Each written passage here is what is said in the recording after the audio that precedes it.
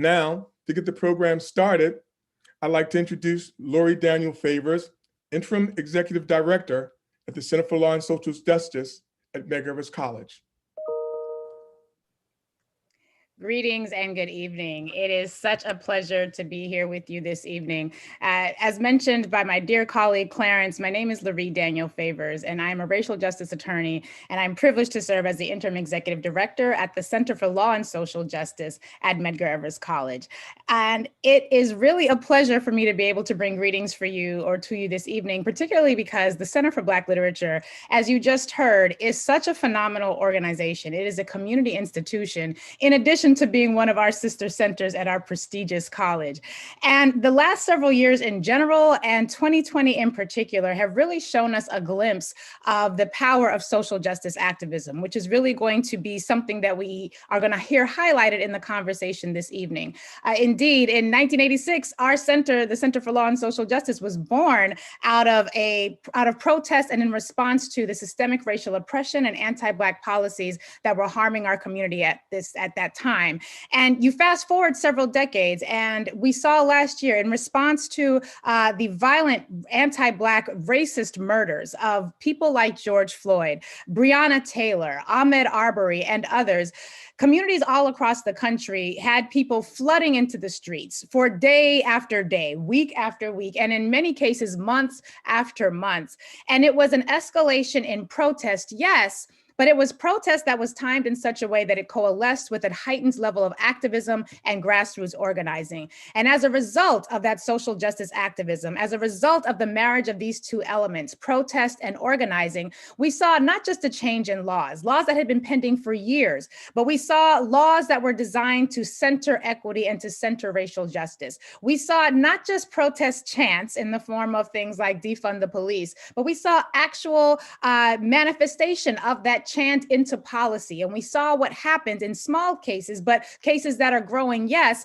And we saw what happened when we were taking money away from entities that had a legacy of harm and redirecting them towards the needs that are so prevalent in communities across the country. Tonight's conversation is so important because the work of, I'm going to say, our elders at Howard, and I say that with a bit of laughter, thinking about the age of people who we are now calling elders, but our elders in the 1980s who were able to put down their mark, their line in the sand, and their commitment to social justice as a tool for change, even at an institution that was considered, that is an HBCU and a part of a long legacy of protest and activism. And so this evening, it is my pleasure to just be a part of this program. I'm so looking forward to the conversations that are going to be had tonight and to the further births to social justice activism that we have not seen yet, new way ideas and concepts that we have yet to even implement or think of. I'm excited to see how this conversation lends to the overall protracted struggle for the liberation of people of African descent and the liberation for all oppressed people everywhere. And with that, I would like to hand the mic back over to my dear colleague, Clarence, and I look forward to the rest of this evening. Thank you, Lori, for that, for putting things into perspective. As I mentioned, this is our Black History Month program. However, we're delighted to have with us Lori Daniel Favors and also our esteemed panelists. But now I'd like to introduce Dr. Brenda Green, our founder and executive director at the Center for Black Literature. Greetings, everyone. Thank you so much, Clarence. Thank you, Lori, for setting the context for this really exciting discussion. This conversation is so timely, as you said, given what we have gone through over the last few years. And although this is a conversation on the struggles and the protests of Howard University, it really is a mirror of what we've seen over the last few years, and it builds on the legacy of so many movements. And we will be hearing about those as we go forward. I'd like to thank our partners for this event. In addition to the Center for Law and Social Justice, which has partnered with the Center for Black Literature on a number of occasions, we are really have the CUNY Association of Black Faculty and Staff as a partner. Association began about 2 years ago. Mission really is to look at how we can support Black studies, Black faculty, Black students, and Black staff throughout CUNY, and to be on the watch for looking at those issues that affect us. The CUNY Black faculty and staff is comprised of faculty and staff across all of the units of CUNY. So this is part of our Black History Month, so we're pleased to have a partnership with them. I'm also very pleased that we have Aquila Work Songs as our sponsor partner for this program. Aquila Works, you'll hear about, is a communications and arts advocacy forum, and you will be hearing from founder April Silver. But I'd like to begin all the panelists for this wonderful program. It is a panel that really represents all aspects of activism. We have writers, we have scholars, we have arts activists, we've got the attorney. It's the embodiment of what we mean when we say social activism and justice. I'm going to begin by introducing, who is not on screen yet, the Honorable Baraka. He will be joining us at 8 a.m. The Honorable Ross J. Baraka is the 40th mayor of the city of Newark. His family has lived in Newark for more than 80 years. His progressive approach to governing has won him accolades from grassroots organizations to the White House. And his futuristic agenda includes the implementation of a groundbreaking partnership called Hire by Newark, a program that's sought to transform the economy by combining employment, procurement, and residential strategies. Mayor Baraka is also recognized nationally as a thought leader in the space of urban revitalization, and his defiance of a hostile presidential directive targeting the immigrant community with an executive order designating Newark as a sanctuary city solidified his status as one of the country's most progressive elected officials. And of course, you know that his father is the late Amiri Baraka, the legendary poet and playwright. His mother, Amina Baraka, is herself a renowned poet. He is a published author and well regarded in the entertainment industry for his appearance in the Miseducation of Lauryn Hill. We also have Asha Bandele. Asha Bandele is an award-winning journalist and a New York Times best-selling author of 6 books. Police Violence Daughter was named Best Urban Fiction by Black Issues Book Review, and her widely acclaimed memoir, The Prisoner's Wife, was named by Barnes & Nobles as a great new author's book when it was published in 1999. 20 years later, it received a special National Foundation Literature for Justice Award. Her most recent work is a collaborative effort with Black Lives Matter co-founder Patrisse Cullors, When They Call You a Terrorist, a Black Lives Matter memoir. And that opened on the New York Times bestseller list to exceptional reviews and received numerous honors. In her capacity as an advocate for racial justice and prison abolition, Asha Bandele has built and managed a fund for more than 13 years that supports 100 organizations dedicated to ending the drug war and mass incarceration. Joshua Myers, the author of We Are Worth Fighting For, is Associate Professor of Africana Studies at Howard University. His research interests include Africana intellectual histories and traditions, Africana philosophy, music and foodways, as well as critical university studies and disciplinarity. His work has been published in Critical Ethnics Journal, the Journal of African American Studies, the Journal of Pan-African Studies, many more. His current book project, which is in production, is Cedric Robinson, Black Radicalism Beyond the Order of Time. April Silver is our final panelist. She's a seasoned cultural arts advocate, publisher, and editor and founder and CEO of Songs, a communications and marketing executive. Silver's expertise is in niche media, community engagement, vision planning, and crowdfunding. Silver is highly regarded for her holistic approach to public relations and to servicing the communication and public programming needs of independent artists and philanthropic foundations. She's also a former TV host of BET's My Two Cents, and in 2004, Mayor Baraka appointed her to Newark's Arts, Cultural Development, and Tourism Transition Committee. She has appeared and been featured on national and international outlets that include Essence, Ebony, Time, Newsweek, CNN, BET, HuffPost Live, and the Tom Joyner Morning Show. So we have really an exciting roster of panelists. This is called a roundtable forum, but it will really be a conversation. And you will have time at the end of the program to ask questions and to give your perspectives and get your own feedback on what you like to hear from our panelists. But we're going to begin now. And I'd like to begin with Dr. Myers, Joshua Myers, who is the author of We Are Worth Fighting For, History of the Howard Student Protests of 1989.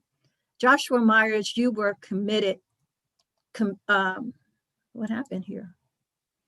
Joshua Myers, you were asked, and I was going to say commissioned, to write this book. Please share with us your motivation for writing the book. Well, it was absolutely an honor and privilege to be asked if I would consider writing the book. But, you know, first let me say thank you to the Center for Black Literature and Kilo Work Songs and all of the other sponsoring organizations for hosting this event. But for me, it was almost a sacred duty, right, to respond to that question, because, you know, this is a story that is personal in the sense that it came out of a collective desire to sort of remake a place like Howard University that is really important to me personally, and as well important to Black people collectively. And so to be able to tell that story, I did not take lightly, and to be able to have, you know, skills that I could use in service to people who I strongly and deeply admire. It was an absolute honor and privilege to be able to accomplish that. And so that was motivation enough for me. It wasn't, you know, it wasn't the case of me doing this, you know, to advance American history or to advance the discipline of whatever, right? It was more of, I can do it, so I should do it. And it's a connection that I had with the people who were part of this movement that, you know, enabled me and motivated me to be able to do this work. Talk a little bit more about that connection, because you also are a student at Howard University. Yes, so I was a student. I went to Howard from 2005 to 2009. And over the course of my time, I was actually working in student government. My official title was Social Justice Coordinator. And beginning of our tenure in administration, we actually invited April Silver and Ras Baraka to speak to us. It was a hot elders. August. Yes, it was a hot August day. We were in Crampton Auditorium, and that campaign, that student government campaign, actually used clips from the protest in their materials. You know, they were talking about taking it back to that moment. And so that was the first time I had ever heard from them directly speak about the protest. And, you know, I was involved in a lot of different things over the course of that year, bringing a lot of people from Mumia Abu-Jamal from prison to Bob Brown to Charlotte O'Neill from Tanzania. But that was one that was very memorable because they were closer to us in age, but also they had actually done something on campus that was really important. And so when I went to graduate school, I met another of the members of the group that was at the center of this, which is called Black Near Force. And her name was Akanke Washington, and we had been a part of a number of different formations, study groups in Philadelphia. And she grew to trust me over the course of the 4 or 5 years before she who asked initially would I consider writing this text. And it was after I had to help facilitate the 25th anniversary of the protest on the campus when I came back to Howard as a professor in 2013, 2014. And so that grew from her trust to a project. I mean, it was literally almost, it sounds simple, but it was really that force, to use the name of the organization, right? Her trust in me, but also my willingness to really listen to what she was really trying to say when she asked me what I consider writing this particular text. I think she saw something in me that I wasn't necessarily able to see in myself until I sat down and thought about why it was that she was actually asking me to do this. And from there, I met April Silver and Jam Shackley. And from there, I met 40 other members of Black Nia Force, who all embraced me as if we were a part of the same family. And that was, and that has continued in 2 or 3 years since. And so that's something that is deeply important for me as a Black Studies scholar. It was affirming for me to know that I was, telling a story, which is often hard to do when people are still around, to be able to say, hey, right, you shouldn't say that or put that. But it was also like an affirmation because of trust, and the trust that was forged in the community that was created around the need to tell this particular story. It became so much larger than just history. It was about literally how we figure out how we collectively fight for our freedom in the particular moment then, but also in the particular moment that we have now. So that's a nice segue to my next question, because first of all, you became a faculty member, but also you, in this book, you give a brief history of student movements, and then you give a history of the movement at Howard. So can you just showcase for us or discuss what's the history of student movements, and how does the movement of 1989 fit into the overall movement at Howard University? Because I think that's important to realize that this is part of a tradition. And that was the first thing that Akanke asked me to do before she said, well, will you do the whole book? It was the first thing was do a history of every student protest at Howard before 1989, which there are many, right?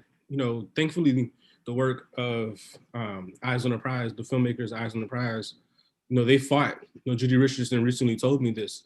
She fought to get Howard's 1968 story into that documentary when many other filmmakers were thinking about, well, Columbia or San Francisco State or many of these other schools. And Judy said it was important for her to have a story where Black people are fighting for Black institutions in Eyes on the Prize. Hear about Black institutions from around 1968. Right. Yeah. And so thankfully, that happened. But what has happened since that, the assumption is that's the only time there was a Howard student protest, right? But you actually have to go further back. I found protests going back to the 19-teens. There was a major strike in 1925 that, students who felt that ROTC should not be mandatory for everybody. They went on strike and shut the university down. That leads directly to the first Black president at Howard University the next year, in Mordecai Wyatt Johnson. And so, I mean, that's a book too, right? When you think about the importance of the New Negro movement and how Black students at HBCUs were fighting the New Negro movement on their own terms, and you begin to see the first Black presidents at many of these really important schools, right? Same thing happens at Hampton and Fisk, right? And so we follow that into the 1930s, where Black students at Howard are protesting for anti-lynching legislation against discrimination in Washington, D.C. Into the 1950s, you get the era of Amir Baraka and then Toni Morrison and many others who are on campus, learning from Sterling Brown and other professors, E. Franklin Frazier, being confronted with the beauty of Black culture. And that, of course, is foundational to the Black arts movement, right? You have to start kicking these histories back a little bit, right? It is because Amir Baraka sits with Sterling Brown. It's because Toni Morrison is taking classes with many of these other figures at Howard's campus that you begin to talk about the Black arts movement.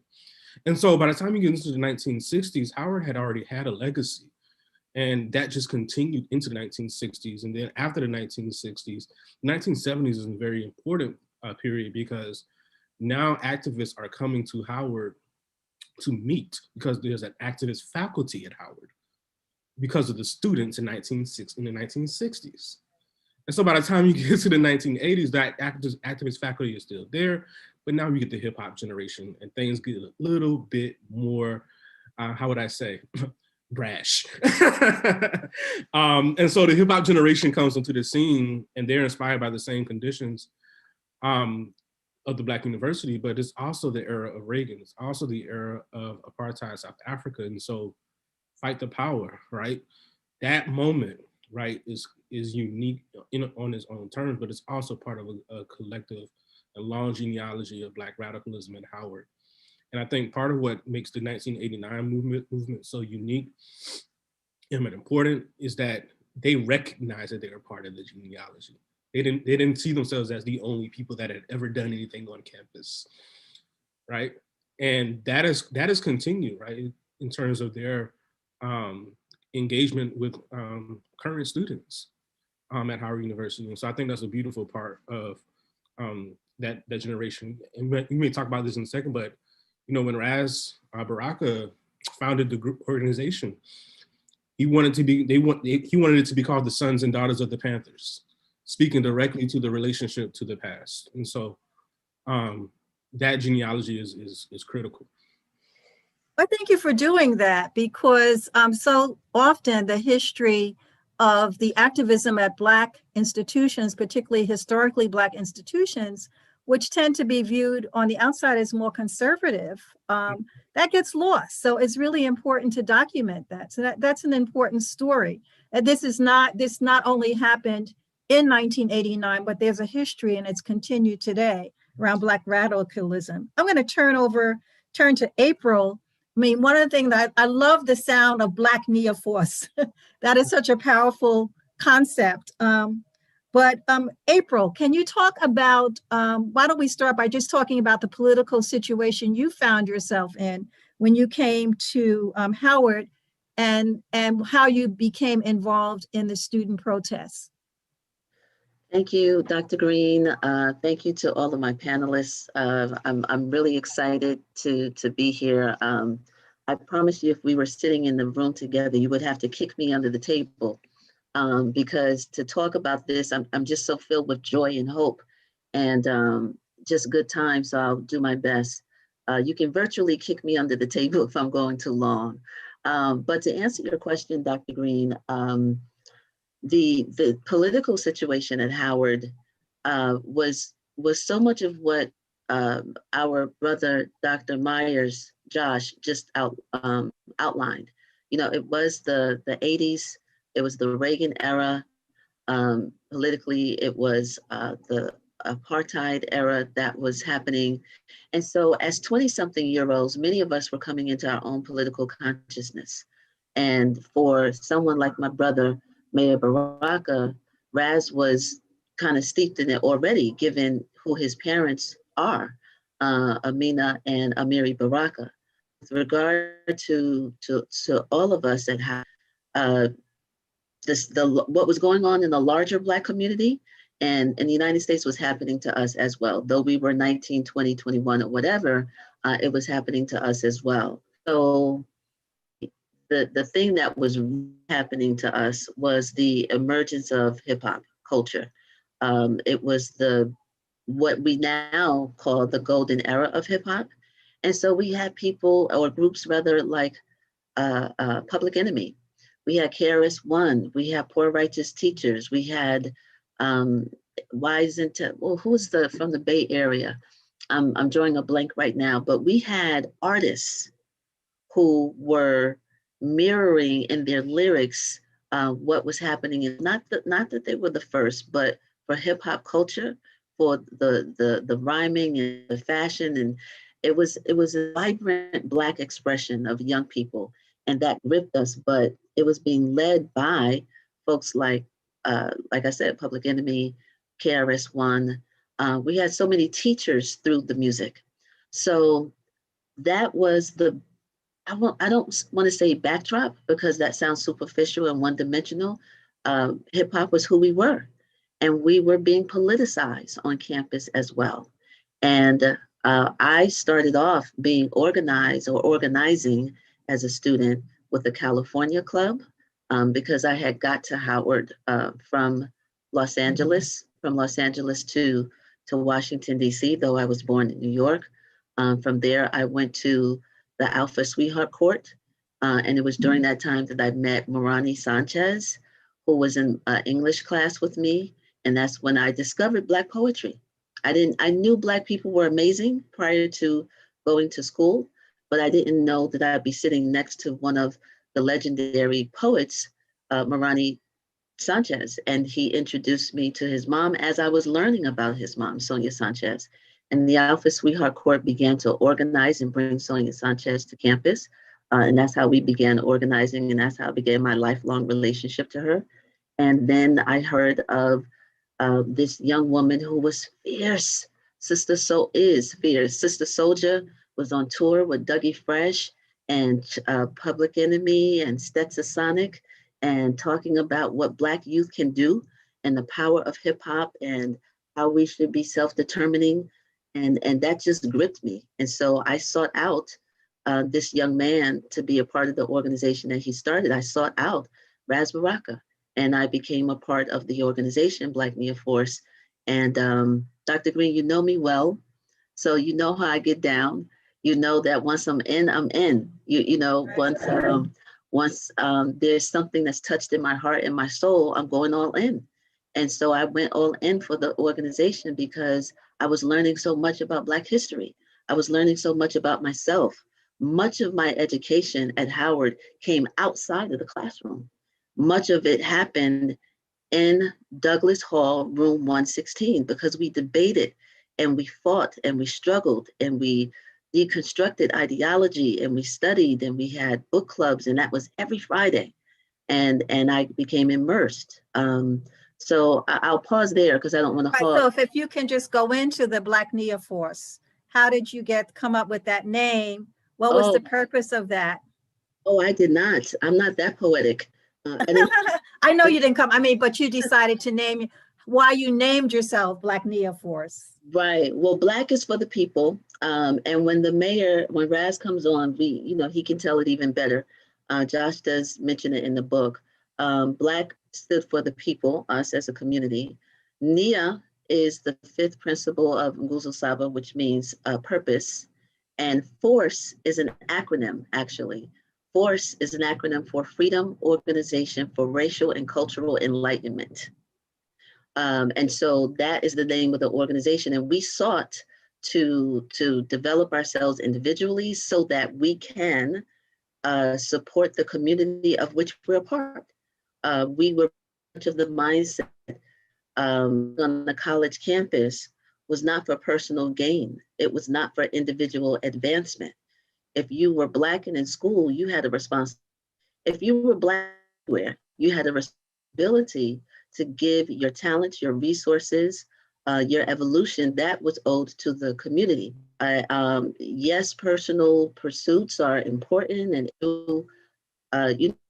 individual is important, but what's more important is the concept of I am because we are. And that was right. So you talked about this energy, this consciousness that your group had. Now, if you think about how many students were at Howard University, weren't you kind of outside of the mainstream? Or would you say the majority of students were thinking this way? Because I have to say, when I think of how, I don't think about activism, but at that point, are you saying the hip hop movement was so strong and had such a major influence that you were able to bring all of these students together? And you talked about organizing and the poetry readings and studying. Was this a very small group of people, or was this a large group? That's a great question. Black Nia Force was popular. Raz was popular. Raz was fire. Raz was pure fire. Raz and all of the people around were pure fire, but we were in the minority. This radical element is a minority element at Howard. And recently, I said on one of my social media platforms that there are at least two Howards. And what the world is being presented with right now, and I mean this, I'm choosing my words carefully, is the shiny, glossy, nice, conservative, excellent version of Howard. And there's a place for that. And I love Howard. It might not seem like that by the time we finish the conversation, because we're going to break down why we, took over the A building. But there's another side of Howard that is radical, that is not shiny, glossy, that is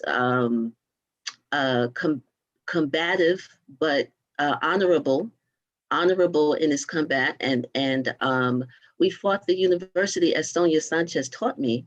We fought the university. We fought against some of the conservative views and the idea that this university would bring this Republican strategist, Lee Atwater, to be on the board of trustees. We fought against that because we love Howard, because we love Black institutions, because we wanted the university to be African-centered. And at the appropriate time later, I can read some of the core demands that we had.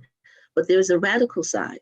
There's the side that is not the go along to get along side.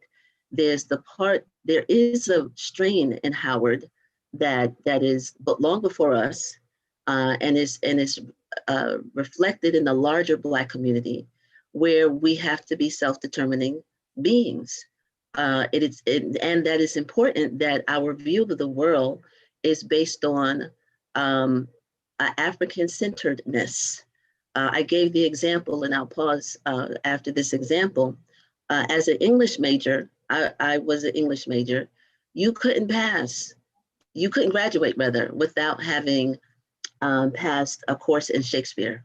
Actually, I think it was Shakespeare and Chaucer, right? I took Shakespeare 3 times and got D's, and I think at the 4th time I had to pass, or I wasn't going to graduate. So I use it as a concrete example. There was no requirement that we study Baldwin, that we even study Baraka, that we study Sanchez. Sonia Sanchez has not been recognized by the university. There have been bodies of people trying to get the university to give this woman who's given so much an honorary degree. They've not to date. So there was no embrace of Black culture beyond the surface, beyond the veneer, to the way that we felt that it should be.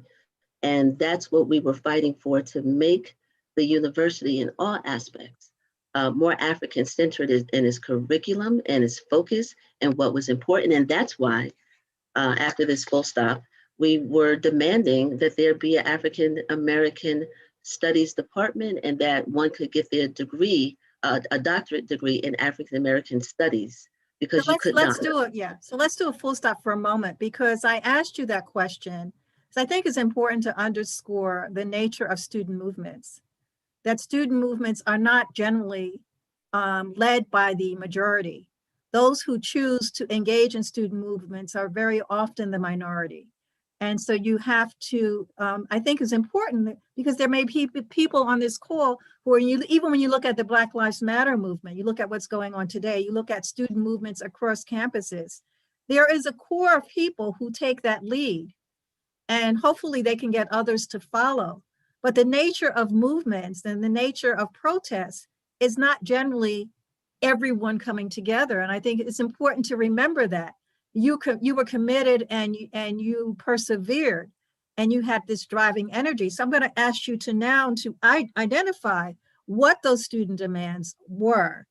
You started, but just give us the general roster of the demands at a Black institution, because it's kind of ironic when you look at some of the demands that you had at this historically Black institution. Yes, I'm going to talk fast, so bear with me. I have them right in front of me. The original document. We, the students of Howard University, demand a more accountable administration which will support a more Afrocentric curriculum. In addition, we demand an administration that identifies completely with our concerns. In an effort to bring about the above changes, we submit the following demands. Promotion of a more Afrocentric curriculum by building up the African American Studies Department through the recruitment of noted and respected scholars and increased funds to the department.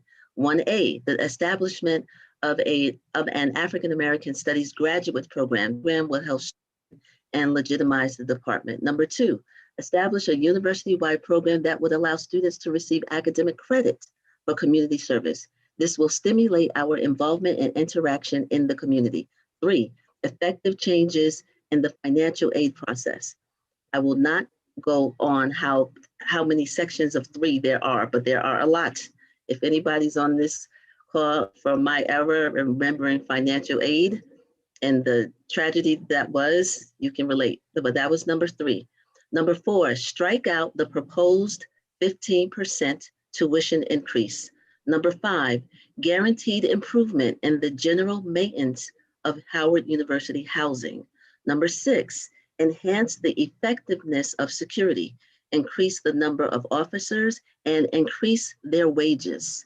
And number 7, the immediate removal of Harvey Lee Atwater from the Board of Trustees at Howard University, because his interests are not consistent with the mission of Howard University. Now is the time. That sounds like some demands at colleges across the country. People are still grappling with that today. And so what actually happened? How, if you can just share with us what you actually did to affect change. Lee Atwater resigned. And Ariane Pope is the Black Neoforce member that came to Black Neo and said, I just got a call from my father. And my father read in the news that Lee Atwater, this Republican racist strategy, is now on the, and my father asked me, what are you going to do about it? That was the father of Ariane Pope. And Ariane brought that message to the organization that you mentioned before, Black Neoforce. And then we went into action. 2 weeks, we had galvanized other student organizations, and we collectively decided that we can't make this just about, if we're going to take over the administration and shut down and do this, that, and the other, and try to negotiate first, but if the university doesn't listen, and they probably won't, then we will present the other demands. But we made it a point to bring in all of the other 6 demands, and we made the final one the removal of this racist from the Board of Trustees. And that's why we brought in the demand for more centricity. We were in alignment with better ways for those protecting us. So there were a lot of struggles embedded or intertwined in this one. And we thought it was our duty, having studied those who had come before us, to make sure that our fight was just not a narrow-focused one. So, like I said, he resigned. The president of the university, James Cheek, also resigned. Josh, you're going to have to help me with this. I said it wrong before. There was an African American Studies department, but there wasn't a graduate one. And as far as I know, there still isn't one. The financial aid process, I don't know if it got better. The students today will have to tell, but we had some very significant material victories. But what happened, and we'll talk about it more, I'll pause after this, really happened was that the students on that campus, students at Georgia State University, the students at Morgan, the students at Tennessee State, the students at Hunter College here in New York, students all over the world, and protest movements all over the world had their eyes on this group of students, and they said, wow, look at what they're doing. Look at, and we inspired students all over the country and all over the globe. And we spent the next 2 years organizing on that. So what really happened, Dr. Green, is that we were fortified in our stance and in our principles. What really happened is that our lives were transformed. There were many people who showed up as soon as that national news. We had over 3,000 people in the A building, but it started in a room full of like maybe 30 people. But it expanded. And the lights and cameras came, and Jesse Jackson came, and we got national attention, and the cops tried to kill us. And Kathy Hughes saved our lives, and Marion Barry saved our lives, and they got attention. And so people grew up. People put their lives on the line. That's what really happened. and people's lives were changed. And there are some people still committed to this.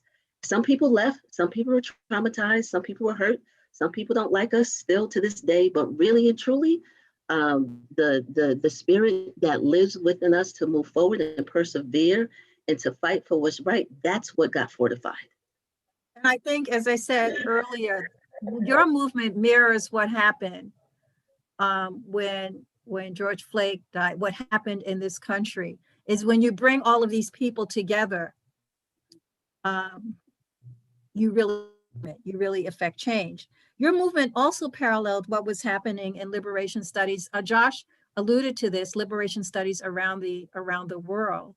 So you had the in addition to having hip hop, but you also had the apartheid. And can you talk a little bit about that, and also your role as a woman in the movement? Because this was another change when you look at the movements of the 60s. The role, it appears that women's roles were more expanded. While you think about that for a moment, I'm going to put their questions in the chat. We're going to have Q&A afterwards, and as you think about questions, put them in the chat, and Clarence Reynolds will be reading them and facilitating them with the group. So how this aligned with international struggles around the world, and also the role of women. I'll start with that one first. I didn't look at myself as a woman leader or a young leader. That was a lens. I was a worker bee, myself and Cherie Warren, with the work. Myself and Cherie Warren and Sharice Woodley and Ariane Pope and Keela and just so many people. We were worker bees. I'm going to stop you for a moment, because you were more than a worker bee. What was your title? You and Ross Baraka. I was executive minister of Black Neoforce, I guess runs parallel to president, if you will. I saw myself as a bee, let me say that. I had a leadership position. Okay. I was a servant leader. I led from the heart, and I led based on what I thought was impure. All of us, most of us did. And Raz told me, because I wanted to be in the background so much, and I just wanted to be better and to study, because Raz was the speaker, right? Raz was the dynamic one. Raz was comfortable on the mic. And I was like, oh, do I have to do what? I have to, oh my God, that would be. So I would lead protests and rallies, and we would march to Cheek's house, President Cheek's house, and I would be in the back. And Raz would be like, you can't lead from the back. April, you're the head of the organization. Why are you back here with us, with security? And I'm like, well, the people know what to do. We've been studying this. This is, that it's not needed. So that was my position at the time. Now I look back, it's a little bit different, and I'm a little bit more zoned in on woman leadership. And I'm just grateful to Amina Baraka and to my mother, and to my grandmothers. I see things a little bit differently, but at the time it wasn't about women leadership. It was really about the principle of the matter. It was about the righteousness of the moment. It was about staying the course. It was about struggling through all of the stuff that we went through as an organization. That was more important to me than anything else, quite frankly. But I'll pause, Dr. Green, if you don't mind, because I know. Because what Josh does in this book, and it's a story, as I said to him earlier, I like the fact that it's reading a story, the story of struggle, how it ends, what actually happened, and then the implications for now. And I want to turn to Asha, who you've been really involved as an advocate for racial justice over the last several decades in advocating for racial justice and prison reform. Can you describe your role in supporting activist organizations? What has been your role when you look at your story and how you became involved? Thank you, Dr. Brenda. It's so good to see you. It's good to see you too. You look great. I do. That's, thank you so much for that. And Dr. Joshua, thank you for pulling together this important history. Clarence, for always holding us together. Lori and Mo Beasley, who's off camera. I so appreciate your guide, and April Silver, the queen, the master blaster. Just grateful to be in this good company. And just sort of before I get to that, there's so much brilliance that's been offered here. I'd like to add to that, if possible, the importance here of what Dr. Joshua has done. And April underscores this with, Marani and who's in class and who's in, being taught and who's not. April, I make this point in my master's thesis, who is being taught, who is considered canonical. And so I'm so grateful that you bring up the great Sonia Sanchez, our poet laureate, forever poet laureate, and the teacher to us all. So, thank you for that. But it's culture that's this enduring measurement, right? And so bringing that out, because it's easy to think about Howard as being, and many, Hampton, you can go down the whole list, as being places where you can't thrive as a Black person. There's stunning things. You're fighting for a Black Studies department when schools, like the one I attended in New York, win that in 1968. Sonia Sanchez, or it was 1970. Sonia Sanchez gets it in 1968 at San Francisco State University. So it's stunning to think that Howard doesn't have that. And in April, I'll add to this too piece about culture, and to your question about hip hop, I'll bring in the name Bruce Riley from the Bay. And I'll also say that back then in the 1980s, to your question about women, Queen Latifah is one of the last people to step out as a woman on her own, not having to be affiliated with the man's group. Right after that, we all got to be affiliated with the male cipher. We didn't have to do that in the 80s. And although I went to Hunter, and it's very different from the struggle at Howard, right? At Hunter, which is part of the City University of New York, the third largest university in the country after California and Texas, the dollar for dollar, the amount of money that was being taken out of public higher education is being put into the building of prisons under a Democratic governor, Mario Cuomo, who initiates that money. He takes that money that had been set aside to build low-income housing, and had been set aside on the day that Martin Luther King was buried. And so you see this extraordinary buildup of prisons. That's what we were fighting for. We were a public university. And we're saying, what are you going to do with the public dollars, with the public trust? Howard, of course, is different, as many Black institutions are different, right? Spelman lives and thrives. It has Rockefeller money. Spelman's never going down. Many of our great Black HBCUs are struggling because they didn't have that kind of backing, but Howard does.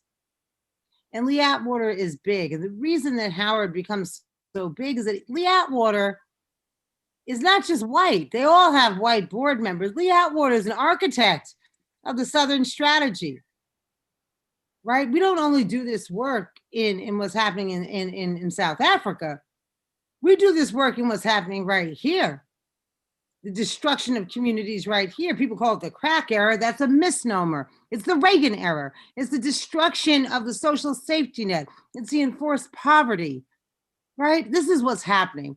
Crack was never the problem like that. We may not like our family on crack, but if crack was the problem, Wall Street would have fallen apart. They sold and used more crack than anybody else. So it's not crack, it's Reagan, it's deregulation, it's all of these things. That's what Howard holds for us. That was the removal of Lee Atwater. Why that was so very, very important to a student government president like me in New York, who wasn't attending Howard, but who looked to Howard and looked to that removal of Lee Atwater and looked for a reclamation of culture, looked for not the everyone, but the enough, the loud enough to say we're Black and we're strong and we're not standing for this.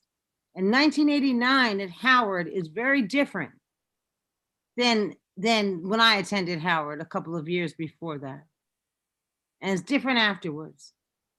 But 1989, with everything that's going on, not just hip hop is a part of our culture. It's not the culture, right? What does Amiri Baraka call blues people? We're everything, right? We're blues people.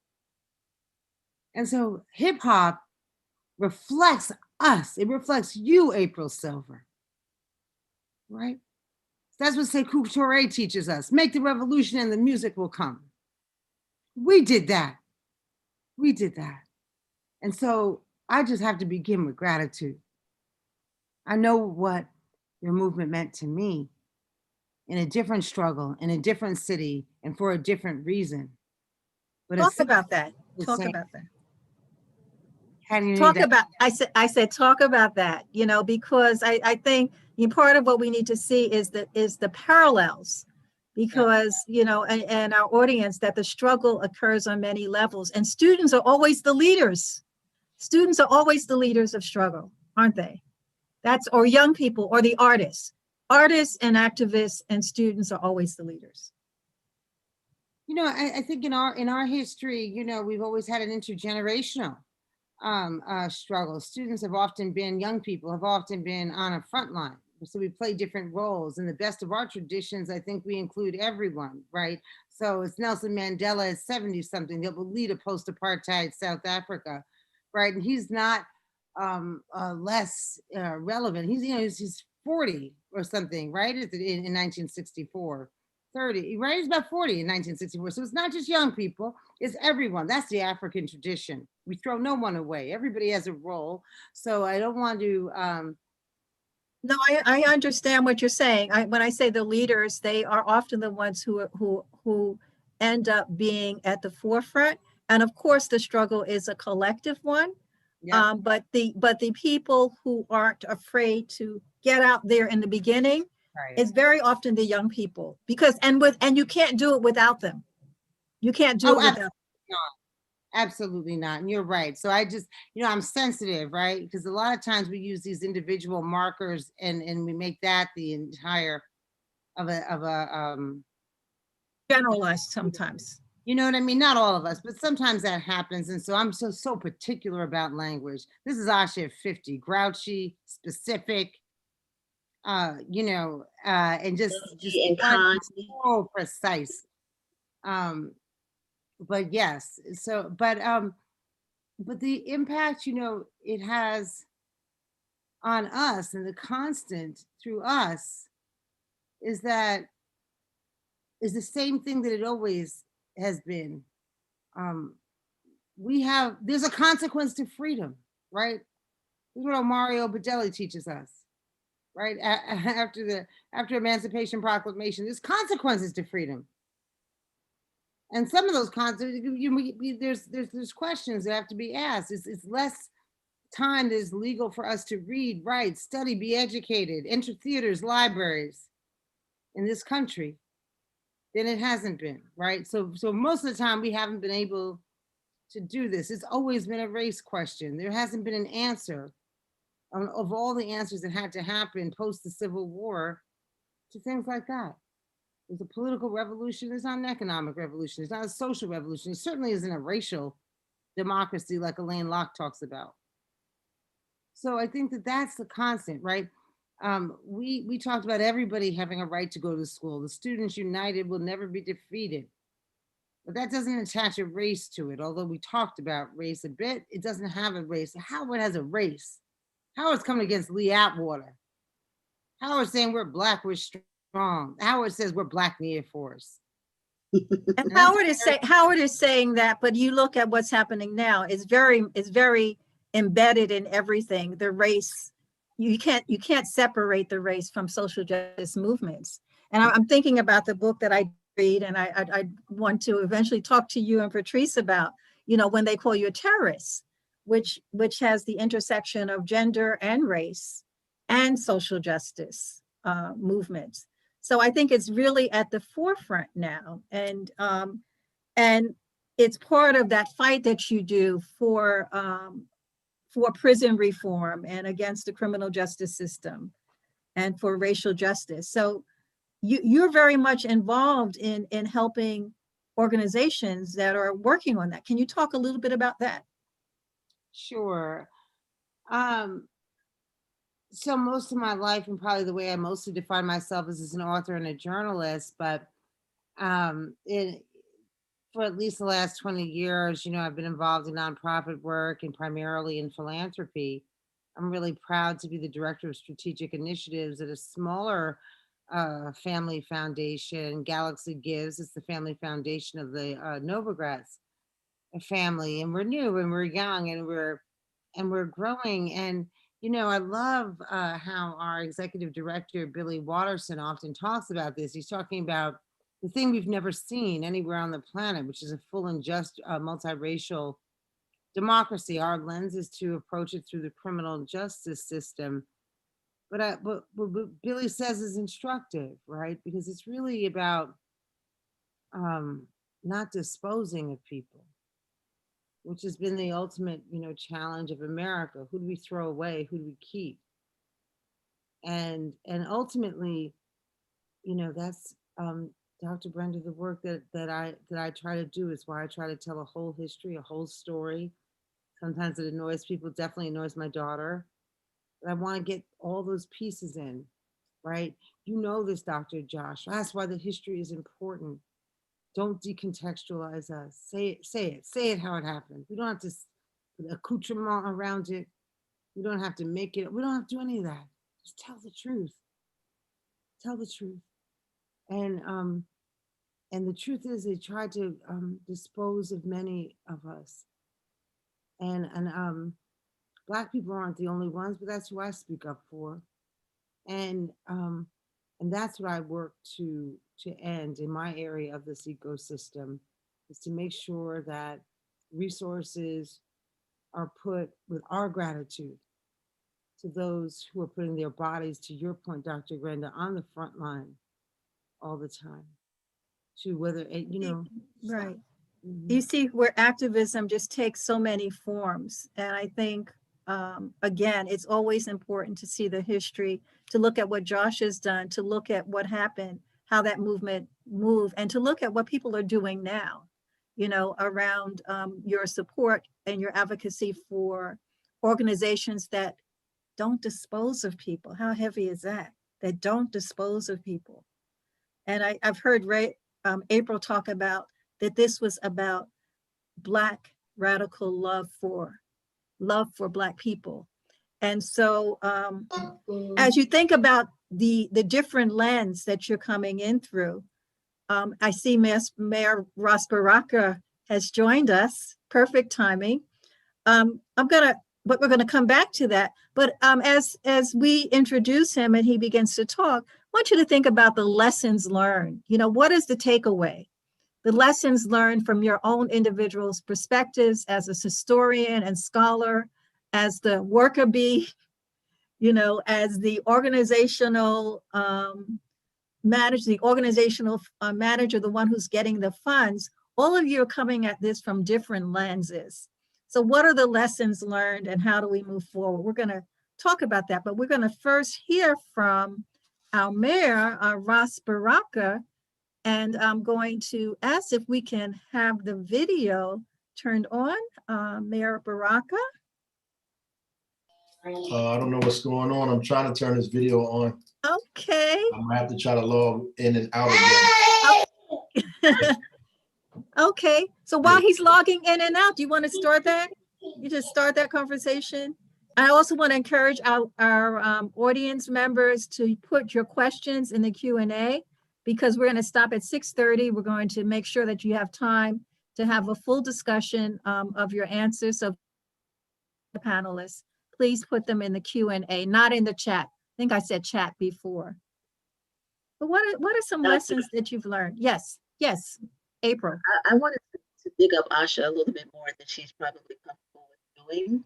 And my introduction to Asha, I don't know the specific name, time, or any of that, but I know Asha first. How I know her is as a poet. And she was and is our poet, going back and forth from DC to New York and rocking with Sister Soldier, who is a major influence in my life, and who turned into a Howard professor, Tony Medina, like that, and Kevin Powell, that whole crew, Kevin and Asha and Raz and Sister Soldier, like those were my peer idols, if you will. Those are my peers who I looked up to, who I learned from. And to keep it specific to Asha, just her poetry, her words, her sensibility, her soul. I just want to give her a little bit more props than what she's willing to probably give to herself. And just because we are the ones that will always give love and gratitude to those who have come before us, one is besides our love of culture, where Asha and I connected, is the time that Asha called Taylor to work on this, the mentoring project. And remember that day, like it was today, when I got the call from Mr. We had Susan Taylor in common as well in that incredible work. So I just wanted to big up that creative, loving, kind side of Asha, who had a mother to us all in some ways. The other part say, Asha, I know I told you, members of Black Newark, as I've said to you, he named his daughter after him. Sean Houston, a member of Black Newark Force, named his daughter after Asha Bandele. And I think I made that with them a couple of years ago. That only say a way to let those who don't know Asha or who are not familiar with this era, how much of an impact and an influence that Asha Bandele had on all. I want to add to that. I mean, Asha brought up the importance of stories, and she is a great storyteller. if you read her books, and she's that kind of writing a teller. So the power of the story, I mean, The Prisoner's Wife, the coming back, I mean, that so much aligns in with what you've done, but that changed the lives of so many people. And I think it gave so many people a way to think about a way out and to be supportive. People who, and it was very, it was really courage to write that. Stories are so important. With language, the power of language storytelling is so important. So, as I said, we have on this panel all forms of activism. We have the poetry, the novelist, the fiction scholar, the social media, the public PR, and of course we have our own Mayor Ross Baraka. Welcome, Mayor Baraka. So nice to see you. How's everybody? Everyone's fine. And who do you have with you? It just told you, Julia Yamache. How are you? Very nice to see you. Great.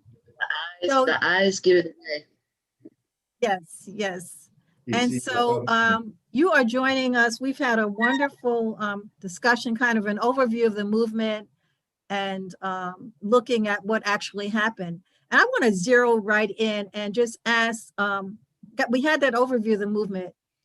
For the movement in 1989, what was a highlight for you and what was significant of that movement? If you can just take us right there. And I gotta unmute. You said the movement in 1989. The last part, I didn't hear what you said. Yeah, the significance of that movement for you. What was the highlight and the significance of that movement for you? Because we've gotten the layout, we've seen the role that April played, but we'd like to hear your perspective. You were her partner. I was going to say partner in crime, but the partner, her partner in that movement, leading that protest. Yeah, I mean, it was an incredible time. There was a lot going on. Actually, it was young. We were young kids, really.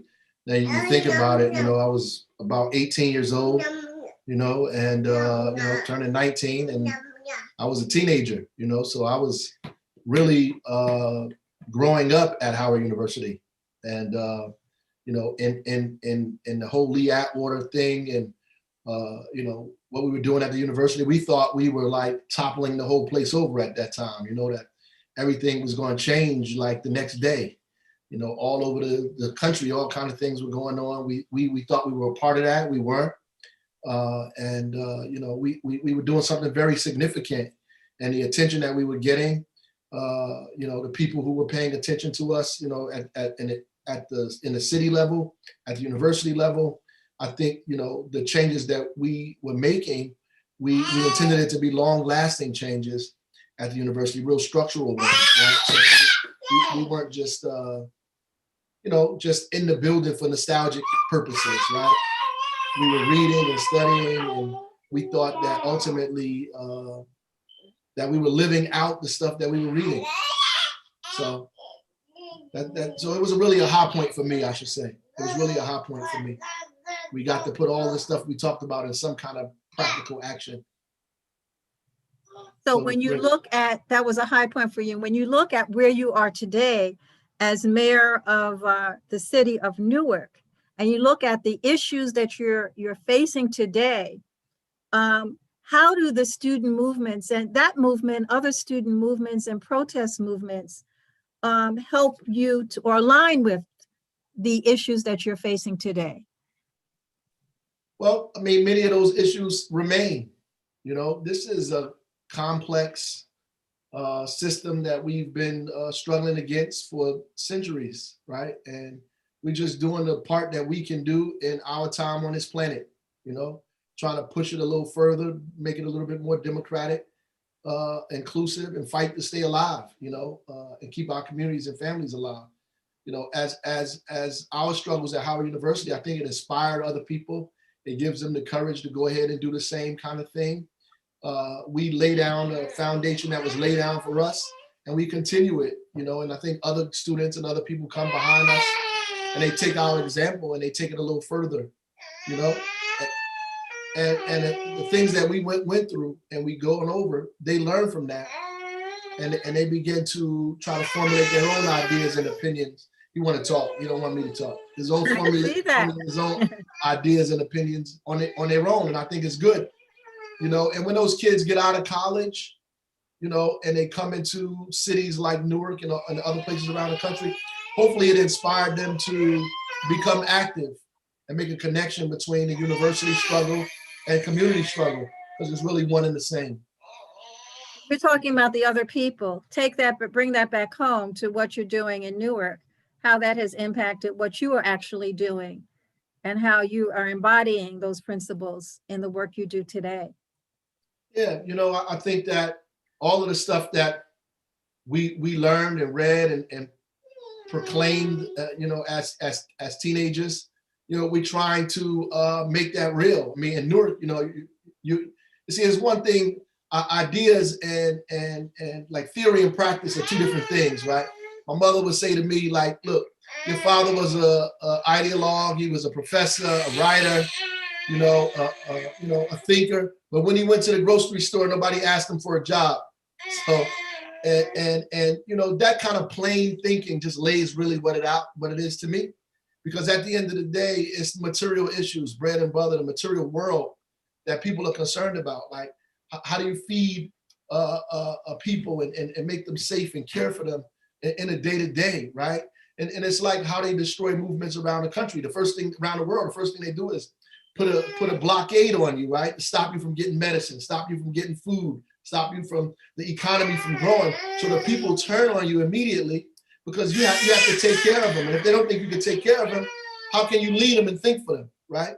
And so the basic bread and butter issues that we fight for in this city, like trying to make people's wages higher, give them access to employment, right? Trying to make their communities safer. Just the simple things like that seem simple to people are very real. Like, how do you make sure that they don't live in rat-infested places? Like, their neighborhoods, the police not killing them and their neighbors not killing them, right? So how do we do that? And it's a long kind of painstaking struggle, but and we create policy and ideas to make these things happen. And the real problem is you fighting against a system that's designed that none of those things happen for you. So, and you're doing that with the resources that you have. You're doing it with the resources that you have, which at times is not much, but you have to use your imagination and do what you can. We've always been a people that think creatively. Asha wants to contribute to that. Asha? Hi, Raz. Hi. Yeah, let me just bring your father back into this. And, with so much love for your mother. Father, benefited from being in a women's group, and looks like you got little Amity come back there, just as noisy, his own Bidori. But I need to, I'm not gonna be able to say this without crying. Because they are bread and butter issues. Your father held such a culture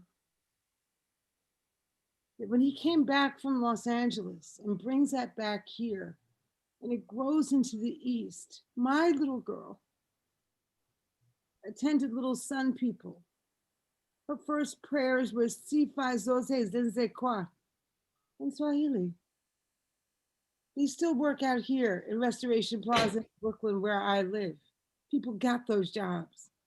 That's because of work your father brought home to us. And we kept it going. She attended Little Sun People. She never had a Columbus Day off. She had Malcolm X's birthday off.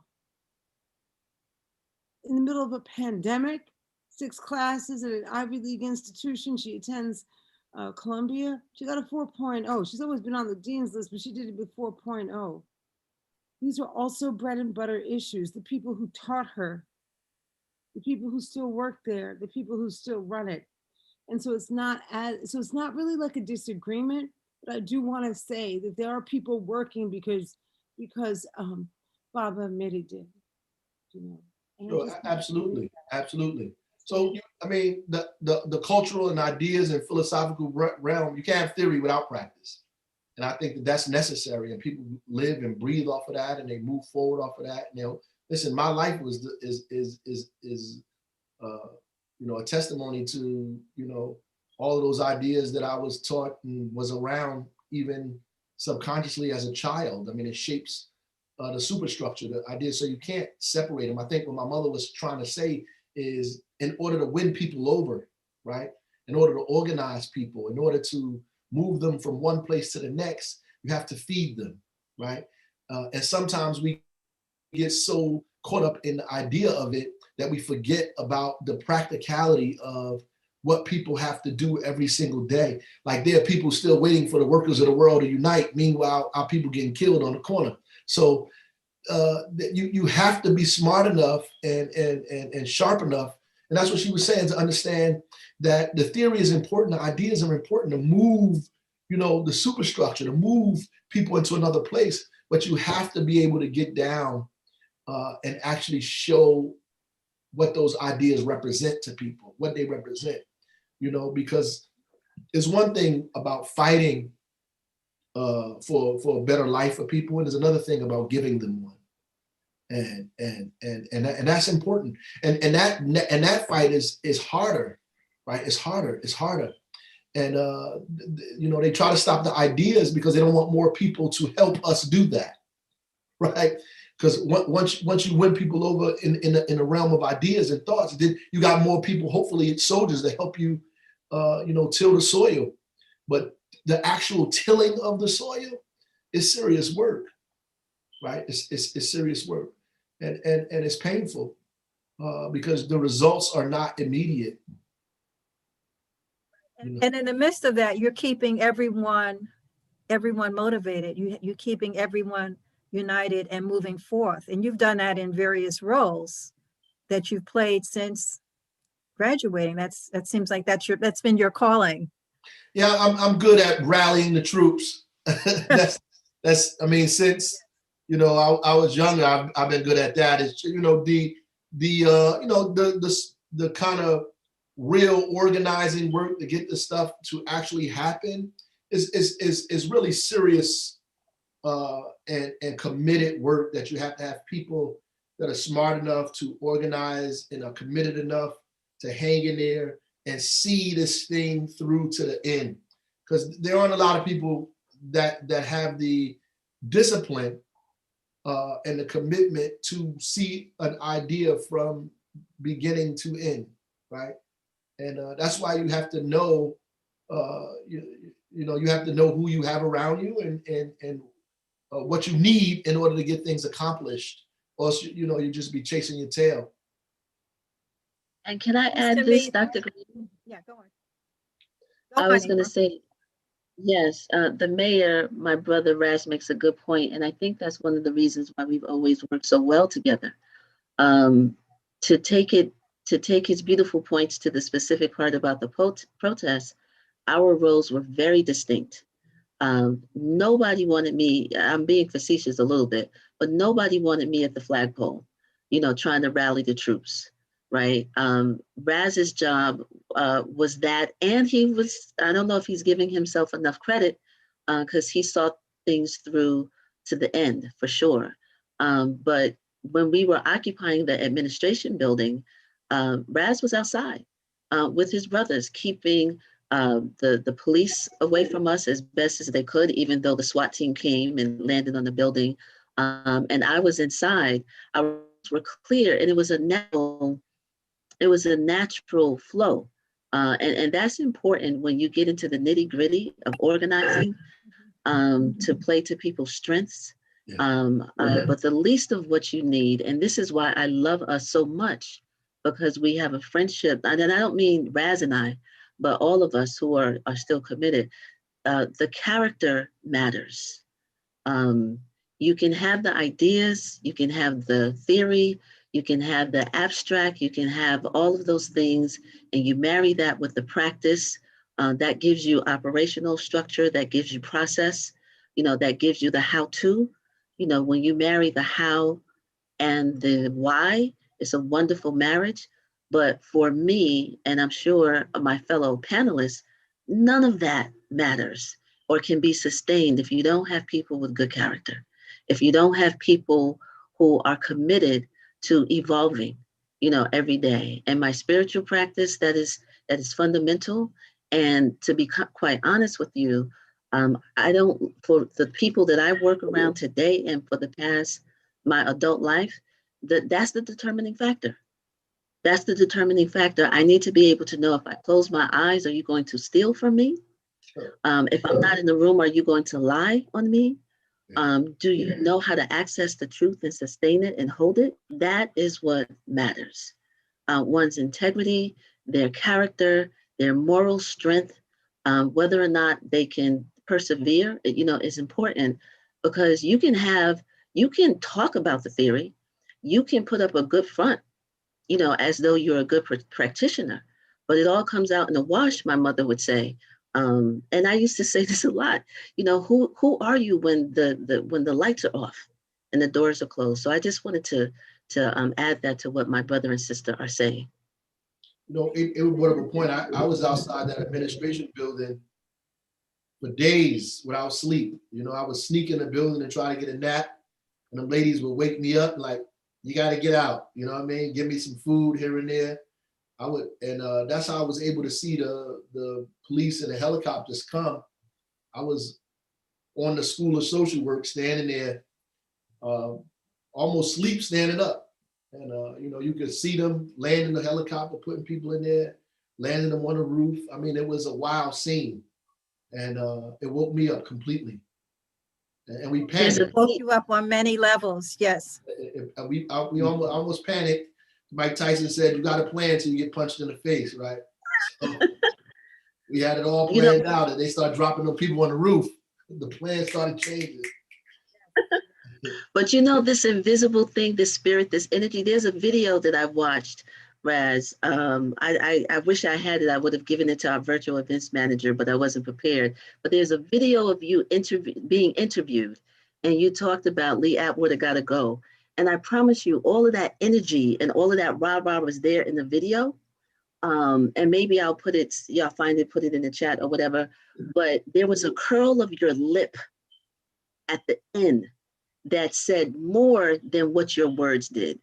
And it was that invisible manifestation, that spiritual manifestation that manifests in the curl of your lip, that spoke to a level of conviction that was quintessential us at that moment. And so I just had to share that, Mr. Lady.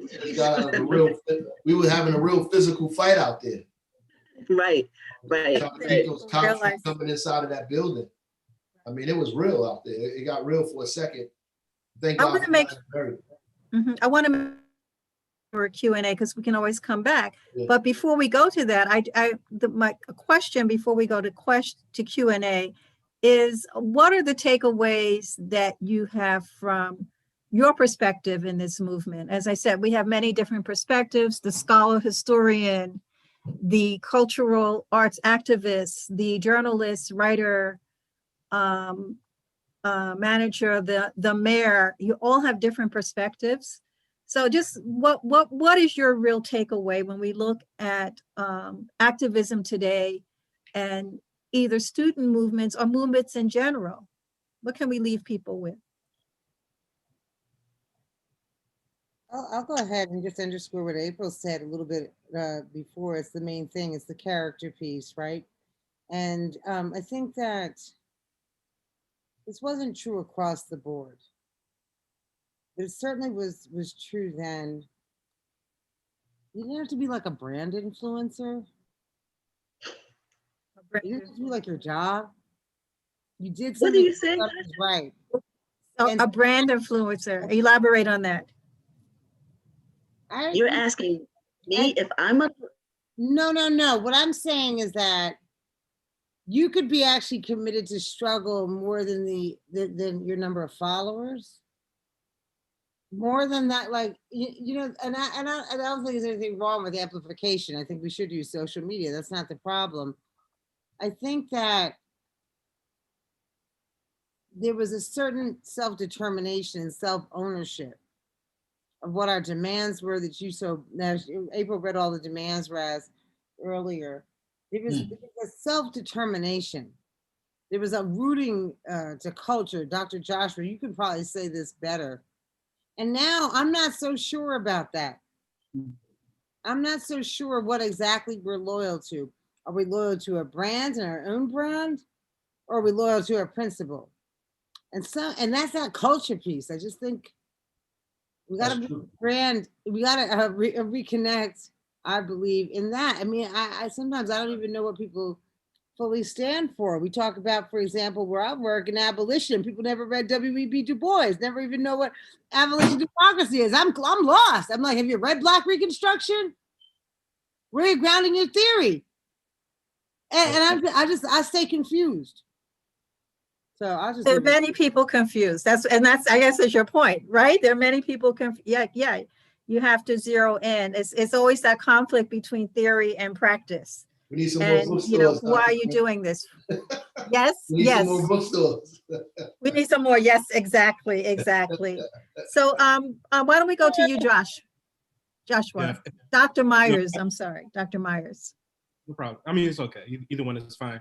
But, I've been teaching Black Reconstruction in America in my classes for the last 8 or 9 years now. And it's just my little part because that text really helps us understand American history from a Black lens, but also from the relationship that Blackness has to the very project of America, right?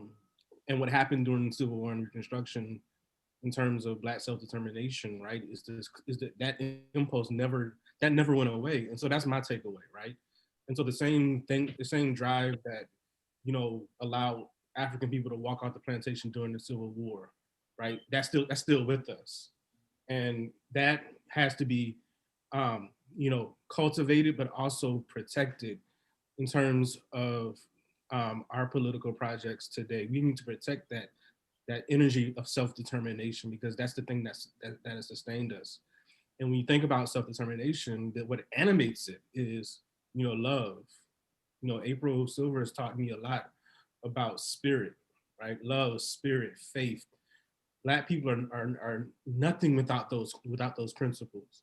And as someone who was writing the history, one of the challenges that I faced was, how do you narrate a story that's about spirit more than it's about the rudiments of relationships between structural, political, and economic forces, which are there, right?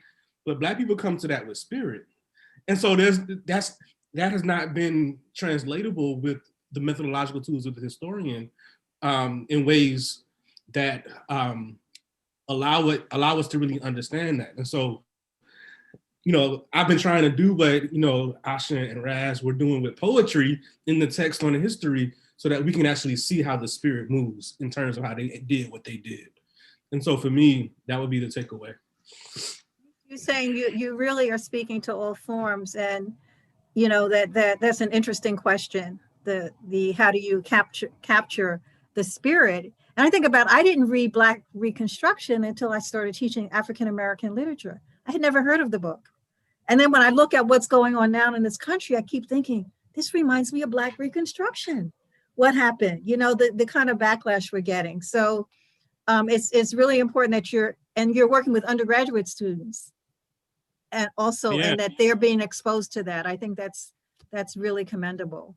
Okay, April, do you want to, and we're going to come back to Ross, and then we'll go to Q&A. Yes. Yeah, I found myself getting emotional right now. And I don't tend to do that, not on cameras. But something you said, Josh, the only piece that comes to me now is that we're married, right? We are married, and I mean that in an abstract, pure, honest way. Because in the same way that you may say, Josh, that I've taught you about spirit of and that which is invisible that sustains us, and I could talk about Asha and her poetry, and I could talk about Raz and the curl of his lip, you know, and those who are in tune can relate to that. I am still married to your intellect, to the intellect of Jules. It is, you know, as Raz said, the combination of the practice, and is also that with the material and the immaterial, you know, that which we feel and that which we articulate, you know, that which we try to quantify. So I'm honored by your intellect, Josh, and what you've been able to do. And I always tell people, and I say this lovingly, and you, Spirit has heard me, I always tell people, read the book that he wrote. And if you're not a scholar, just get through the first 5 pages. Because you do an excellent job of blending the scholarship and the intellect and the cool and that analysis, which informs me and it opens my heart. And then you do an excellent job of telling the story. And that is your brilliance. So the larger thing here, and I say this all the time, and I think I talked Asha's ear off and other people, this is so bigger than Howard, right? It's bigger than all the sides of Howard. It's, you know, we're talking about sacred ground. We're talking about the work of our hands. We're talking about, you know, who we were before our 2 feet earth. We were already connected. So I got to say this part before we go to Q&A, because it's a perfect segue. That thing that's together in a moment in time that made us persevere is not just that we did the protests and took over the administration building, and then we built Peace Productions when we were fighting the police in Virginia State. I mean, not Virginia State, in the state of Virginia, that Labor Day right after, and we toured the country, but traveled to other east to talk about, like Raz said, to teach people. But then it birthed the hip hop conference. And that hip conference that was founded 30 years ago this week, actually, we did that too. And so all of the things that we take for granted, pop culture, meaning hip hop fashion, the hip hop and activism, that was first done on a college campus called Howard University with the people on this panel and the people in the chat room. Like, so the biggest takeaway is that when we are quiet and we aim to fulfill our destiny, and if that destiny involves loving on Black people and doing what we know, and we didn't get everything right. We're still traumatized. There was a young Dana Bingham. I remember the first time she said, April, I want to do a video on the protest. This was like maybe 15 years ago. I couldn't talk about it. So we didn't get everything right.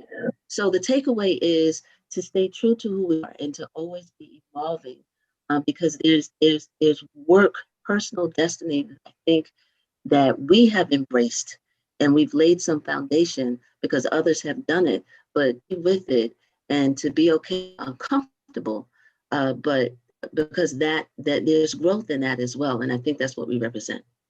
Thank you so much, April. Before we go to Q&A, any major, you've talked about some of the takeaways, any that you would like to emphasize or add? Well, I think that what everybody said is right on point.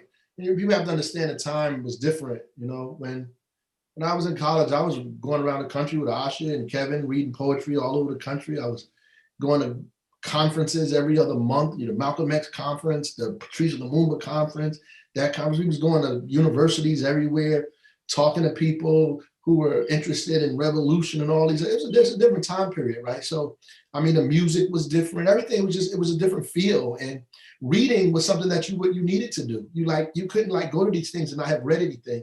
You cannot talk to people and not know what you're talking about. Like, you had to actually read the stuff that you're professing today. Like, you can get on social media and have a fake name and a fake whatever and say what you want to say and not have read anything.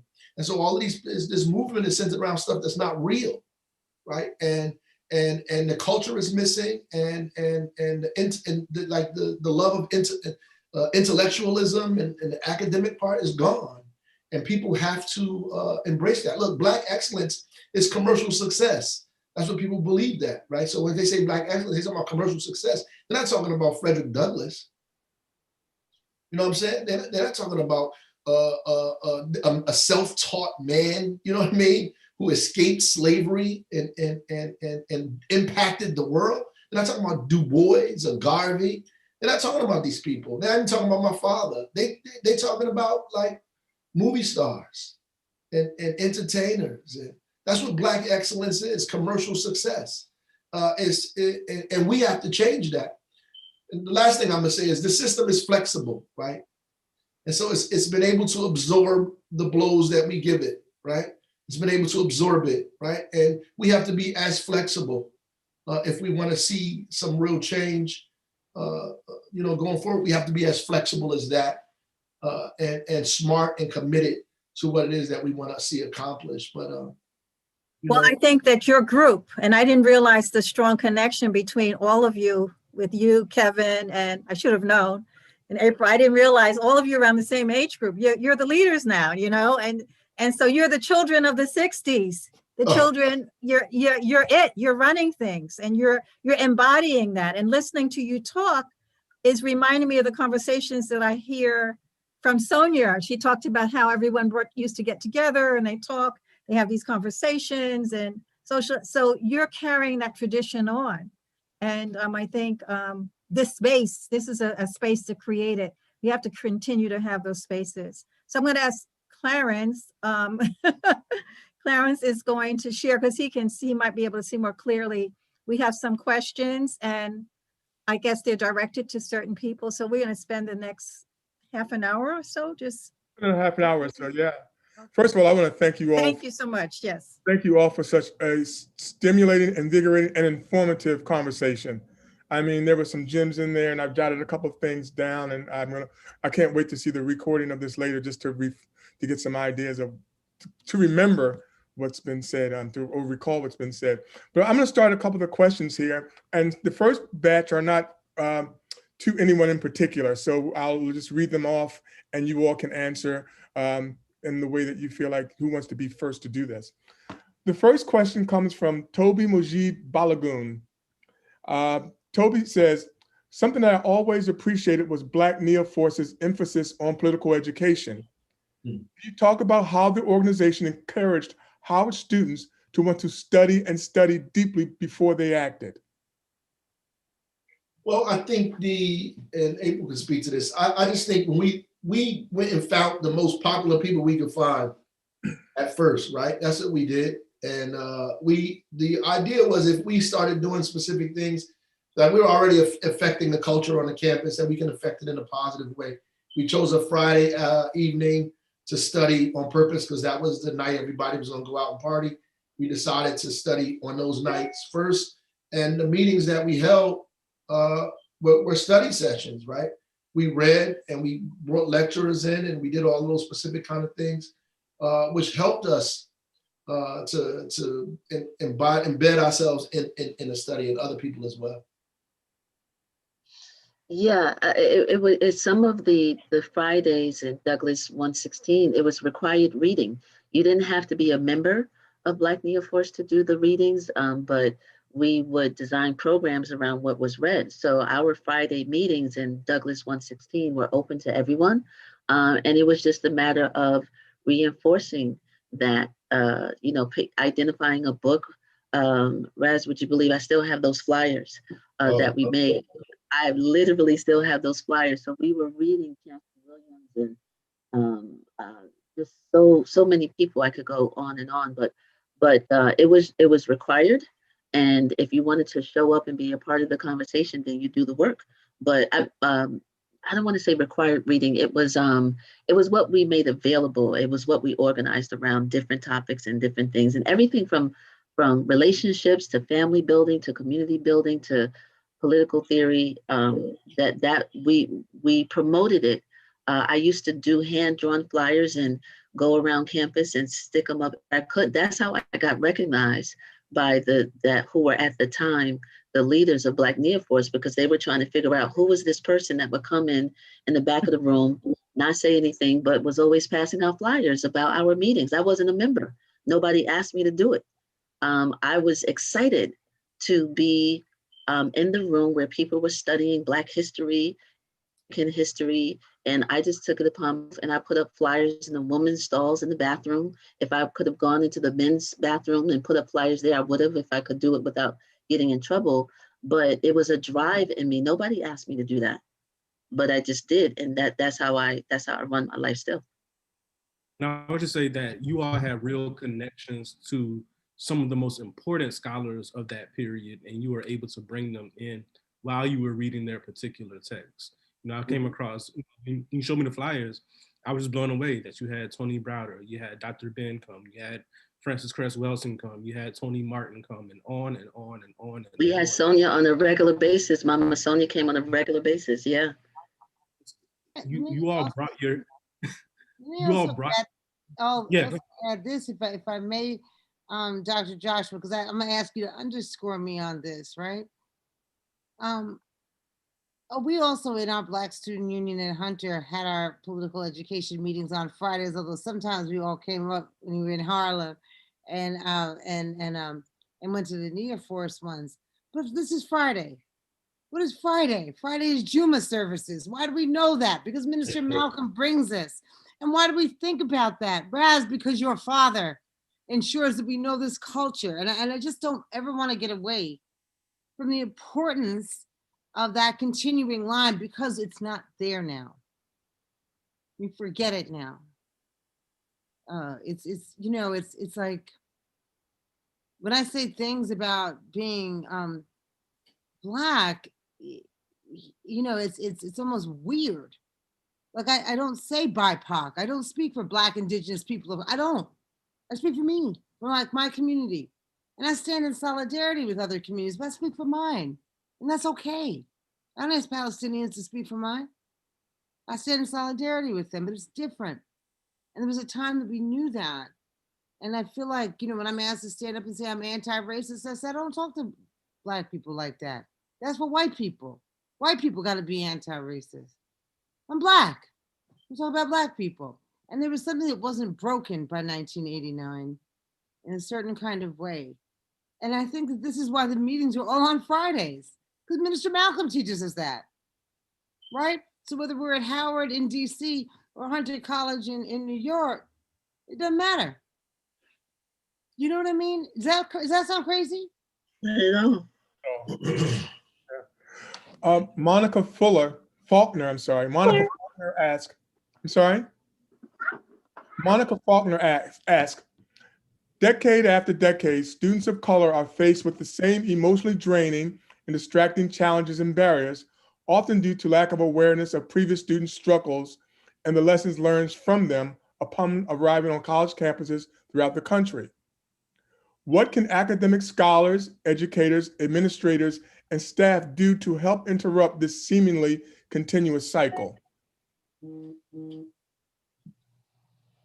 Well, scholars can start by actually being committed to struggle, right? I think we have a gap, a lack of committed scholars. We have scholars who are more committed to, their own narrow work in their own discipline than they are to actual struggle. So that's step one. But I think an important step is something that I felt when I was trying to do activism on campus, and that is we need to remain attached somehow to students that had recently graduated. One thing I learned doing this book is that there are a lot of recent graduates, like in the early parts of the 80s, who remained attached to Howard students who were doing activist work in the later part of the 80s. And what happened when I was a student activist is like, we lost so much knowledge from students that graduated that we tried to reinvent the wheel because there was no mechanism to have those students remain with us as they processed out of the university. And so we need radical alumni clubs, if that makes any sense, right? That maintain connections to what students are doing. And I think faculty can help facilitate those kinds of things. And also, I think I want to give a shout out to your faculty mentors, Ethelbert Miller, Eleanor Traylor, Ron Walters, so many others who are really critical to a lot of this story as well. And the surrounding DC community, the elders of the surrounding DC community, like Abdul Ali Muhammad, for instance, who are much very significant in terms of this particular story. And those connections can help foster this particular continuity as well. Yeah. Go ahead. Well, I was just going to say, Dean Keene, who we know as Dean Keene, who's now Damani Keene, and Ife, his wife, was the head of Residence Life, and he's in the building, so to speak, the virtual building. So I just wanted to shout him out because talk about support and allies, that has remained over the 30 years. So salute to you, Dean Keene, and to the Keenes, period. I wanted to add that. And staff members like Ms. Roberta McLeod, for sure. Oh, we never been there. Well, lo and behold, man, Roberta Clark and the All African People's Revolutionary Party. Yes. When we was on Howard, there's all type of people there who nurtured and cared for us. I don't want people to believe that like this was a magic trick, I would be coming from my dormitory after the protest. I'll be coming, getting off and going to class, and there's a food truck, a vegan food truck dude would give me hot dogs and vegan hot dogs and book bags. Like, hey, here you go, brother. Just offer the strength. Like, I didn't know what the heck was going on, It's just the people was caring for you at that time, and the nurturing environment made you believe that what you was doing, you were supposed to be doing it. Like you weren't an anomaly, Right. And that environment is what's missing. And that's all cultural. Cultural and social spaces are gone for people to thrive in who they are and believe in themselves. Like, we think in order to have national and international struggle, we got to give up who we are as people. Like, in order to unite with these other folks, we can no longer love being Black. That's like ridiculous. And all the other kind of things that come with that is extremely important. Like, if you want to be my ally, you have to see me as who I am and love me too. And that's the whole purpose of this. The foundation of that thing is like, love me as who I am and who I can be. And the last part I'm gonna say is that I've seen so many speakers when I was at Howard University, and the faculty and staff can do that. I saw so many people come in there and speak. I mean, so many scholars, Jawanza Kanjufu, Naeem Akbar, all kind of people came in and spoke to us. Kwame Ture, all these people were speaking. We were able to go there and listen to these people speak. You understand? And that stuff is just not happening like that anymore, and it needs to. I'd like to add something. I think also just to follow up as working in the classroom today, because you may not have access, but we have so many other ways to bring those speakers in. Yeah. So we have to use the media. We have to use video to incorporate that into our curriculum. We have to, that we're modeling what we want our students to do. If you're talking about, being aware, and you have to require that. They're not going to do it on their own. I require my students, you have to attend. At a predominantly Black college means that we are educating all of you, and you have to attend a certain number of events, and you're going to get credit for that because that's part of your education. Your education is within and outside of the classroom.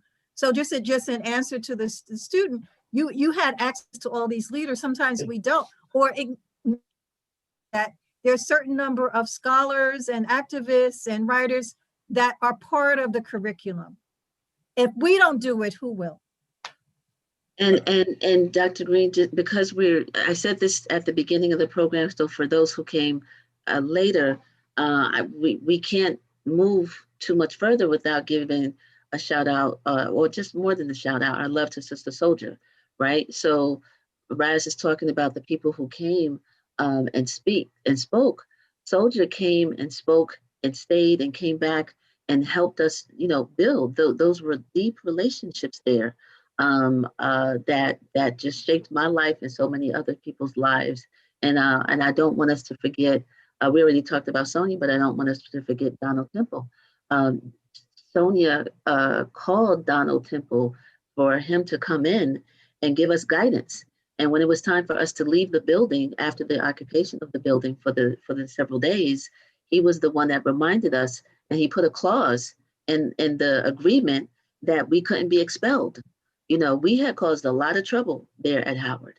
And I know the first time that I heard that we were on the terrorist list, I think in the State Department, after the protest, because we disrupted, it wasn't just about disrupting Howard, but we messed with their money. We messed with their reputation. Howard was the golden child of the HBCUs. How dare we protest that? We kicked Bill Cosby off the stage in his face. So we was messing with people's money. So Donald Temple was the one that said, we got to make sure we have a clause in here that you don't get expelled. And we all graduated. So I just wanted to throw that. By the grace of God. Yeah, so so Sister Soldier, I just want to give love because she was a guiding force, for us. And I just wanted to say that before we forgot. This next question comes from Steph, and I think this is a question for everybody here on the panel. What message of hope does the panelists have for young people entering college in this era? I think it's a very... I would say everything you need to know is at your fingertips. Like, you living in a generation, a time period now that there's nothing that you cannot know. All the information, and you can learn it in different languages if you like, right? Because it's right there. I would have to go to the Moreland Spingarn Library and sit in there, and get vertical files. They send me information. I would sit there and read and so forth and so on. You can sit at your computer and get all this information. You can get it translated for you. You can see these people speak. As Dr. Green said, you can get primary documents. You can do all this stuff right now. Everything that we're talking about, you can know. And you can know more than we know. All of this stuff is right at your disposal. You have greater access now than anybody in the history of this world. I agree. Go ahead, April. No, go, Asha. Go. I just want to underscore what Raz says, and just, I try to keep it on that. Minister Malcolm teaches us, of all of our studies, history is best qualified to reward our research. And not only, is all of that there, there are survivors there. If you're like me and you see the flaws in Judas and the Black Messiah, go to Chicago. Chairman Fred Jr. is right there on the west side along with Mama Akua. You can find out what happened. All of this is here, and people are accessible as they were accessible to us, and the instruction is there. And part of that instruction is, how do we push it further? And the biggest thing that gives me hope is that I know this: we were the people who were never meant to survive, right? We're the people who walked thousands of miles from the inland, survived the dungeons that no one was supposed to survive, the first solitary confinement cells around the west coast of Africa, where there were 47 prisons and dungeons. We survived that. We survived the 3 months across the big water. We survive the plantations. And Diana Nash will go to my friend's class, Dr. Errol Henderson, and say, I loved you before I knew you. That's our history. That's who we are. That actually happened. We're the children of the people who were never meant to survive, and yet here we are. One thing I would note about the students who were involved in the protests is that a lot of the bonds that were necessary in order for, and the bonds and connections that were necessary for the protest to be successful were actually forged when those students first got to campus. And so one of the lessons that I take from that is when you get to college, find like-minded people, because those are going to be the people that sustain not just the college experience, but your life experiences, especially if you are engaged in struggle. That's a great point. I would add this to what everybody's saying, in agreement with everybody saying. I'm thinking of Nana Camille Yarborough and so many of our elders. And if I was a smart poet, I would have thought of this line myself, but I'm not. So you don't quote me. A bad day only lasts 24 hours. And I think what we could take away from that, to the question of what hope can we give, is hope itself. So in addition to the connecting or whatever, there's a certain perseverance, there's a certain visionary lens that we have to have where we can see past the trouble. You know, the 24 hours might be rough, it might be hard, it might feel unbearable, but there's something about not giving up. There's something about about moving forward, about talking to yourself, about speaking positively, about, as we say in my practice, eradicating fear. Recognizing that fear can really immobilize you. Fear and all kinds of things that are emotional, but there's something about believing that you are an evolutionary being, you know, that there is more light than dark in the world. That's completely inspiring. That's completely inspiring if you let it, that there actually is more light than dark in the world. The dark, I think it was Sonia Sanchez that said, the dark is performative, the dark is popular, the dark is front and center on stage, and the dark is loud and is always moving. But there's something about tapping into that intangible thing called hope, and pushing forward and not giving up. And it's hard, but it's doable, and that will help you to see another day. And it's not easy. Sometimes you might need to talk to a friend or to a therapist, you know, or to listen to some positive music, or to treat yourself to a mango slice. You know, my favorite is cashews and strawberries. I should remember when we would do that work, and Susan always fed us with white fish and cashews and, you know, all of these exotic foods, you know, those kinds of things. If there's a healthy embrace of positive behavior, tap into that, because all of the reading, all of the studying, working with other human beings to push for good is difficult. It's hard. There's going to be struggle. There's going to be fight. There's going to be contradictions. So Soldier used to always tell us to work to minimize your contradictions. But none of that can happen if you don't believe that tomorrow is brighter, can be brighter than today. As Miriam Kaba says, the prison abolitionist, hope is a discipline, right? Yes, say that. Say that. Say that again, Josh. Dr. Josh, I didn't hear you. I was saying that as Miriam Kaba, the prison abolitionist, has often said, hope is a discipline. Absolutely. And it might feel weird because it sounds intangible. It's you know, it could be an invisible, like, how do you hold on to that? How do you quantify that? How do you intellectualize that? Sometimes that's the problem. Sometimes the fact that we try to quantify that which is not quantifiable is a problem. We need to sometimes let that go. And I always say, because my elders have taught me, there's a difference between being quiet and being still. And I think particularly in this generation, where everybody is quantifying their popularity and their worth by numbers, oh, we need to pull back. That's not the determining factor about whether or not you're valuable in this world, is how many followers you have. That's not the determining factor. We've been made to believe that. We have a generation that doesn't know anything other than that. but that's problematic. Right. Joyce King, thank you so much. I really enjoyed those responses. Joyce King writes, she says, really powerful comments from each of you. And then she says, hello, Asha. To each of you, looking back at what you know now, what would you say to your 18-year-old selves? As you have one. Oh, have mercy. I mean, it's so long. It'd be so much that I probably would say, you know, to my 18-year-old self. But I'm gonna tell you that I don't think I would change anything, and that's because, like, everything that I went through and did, good and bad, centered me to where I am today.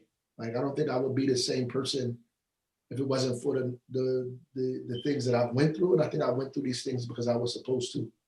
You know, it helped me get an understanding of a lot of things about myself, about other people, about the struggle, the world, all of that. And I think it's important. But, you know, I would tell myself, slow down. Like, you know, the word that April said, be still sometimes.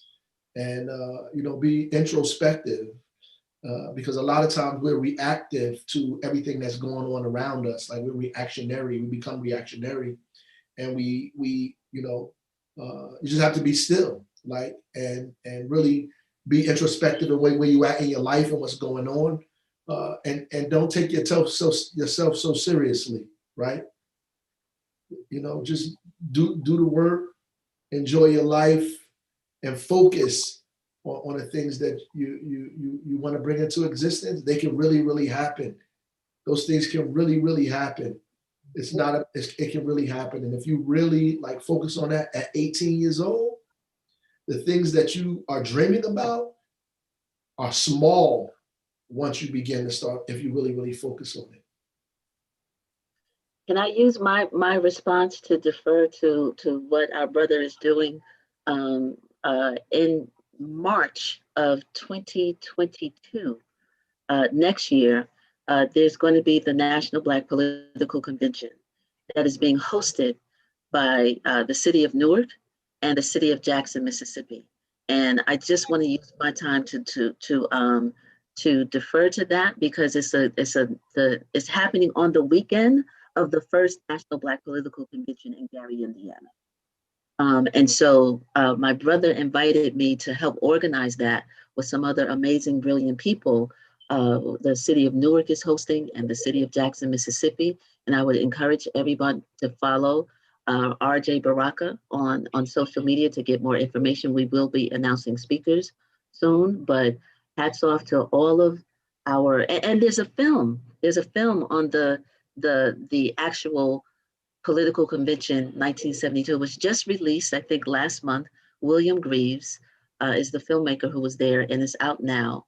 One can watch it, just look it up, because I'm not remembering the name, but I just want to use my time to, what's it up? Nation Time, Gary. Yep. Right. Yeah, exactly. So here Baraka is it again, you know, the new Baraka, or the extension of the Baraka family that's present in the administration in Newark. So just follow him and get more information, because the city of Newark is doing amazing things, and I'm honored to be organizing that with my brothers and sisters. April, that is so amazing. Raz, that is so amazing. I'm annoyed that I'm hearing about it in public first. So y'all numbers. So I'm just saying, because Joshua, to your point, that yes, we did have a relationship before. It's about to be on after. But we're right, Nation Time. And I'm so proud that you're doing that. And we'll just bring the name Chokwe Antar Lumumba into this, right? So there's a legacy. That's the hope, that there is a legacy. And that's the thing, you know, Dr. Brenda, that I would say.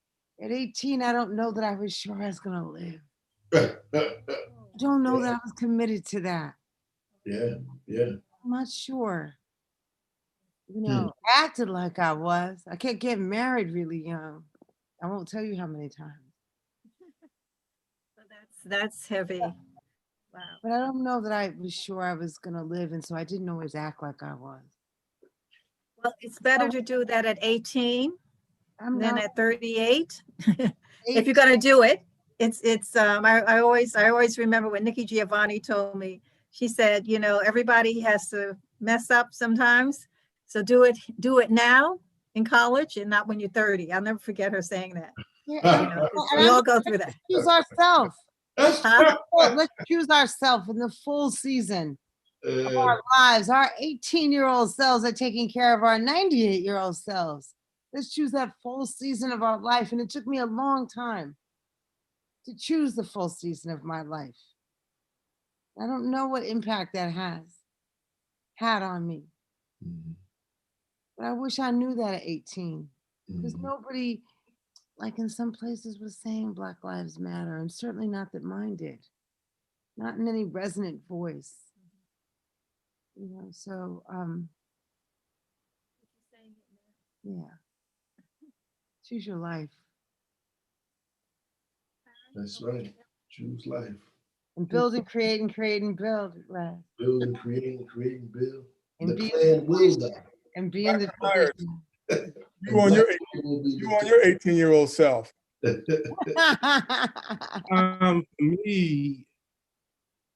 For me, I would say, you know, make sure that you experience your life. You know, just a really quick story. Rosa Parks died when I was 18, and I was actually on Howard University's campus at the time, and they actually drove her. They drove the hearse by the school. I don't know where I was, but I didn't go see it. Right, and there's so many other examples of that being in a place like Howard at that age, and you just didn't know what the significance of those kinds of events were. That's right. And so just bear witness, you know, show up for your life, because those things just don't come every day. And so that's what I would tell my 18-year-old self. Yeah. We have time for one last question. This comes from Tiffany W. And this is also a question for everybody. Do you think that real change or revolution can happen without violence? You already have the violence. I mean, look what's happening. There's already violence happening. Well, that's straight up violence when you talk about people being frozen to death because of government neglect, right? Right. So I think oftentimes this question can kind of get tricky and almost work kind of as a trap, right? But the world that we are struggling against is more violent than we can ever imagine being in retaliation to it. Right. Ask the colonists if they thought they could get change without violence. Think about sequencing, like where are we also right now? Because I think the question also means, I love those answers, Raz and Dr. J. I keep shortening your name. But you know, societies live because of their social and political structures. And so what can we do to impact that? What's the sequencing of things, right? And I think that, you know, I'm writing this book with Baba Sekou Odinga right now. He's the brother who liberated Assata Shakur. And, you know, and he reflects, right? You got to think about everything. You got to think about it at the right time. He says to me at one point, I don't know if we would have made certain choices. We were pushed into choices. And I think the choice that we can make right now is us. I think that we can choose our culture, our ways, right? We don't have to be, as Dr. Earl Henderson says, a culturalist left. You can actually love us. As Raz noted earlier, as April lives and breathes, as Dr. Brenda does, right? We can actually choose to love us and occupy those seats in social and political structures that change things. So that's, I mean, I'd love to see that revolution happen.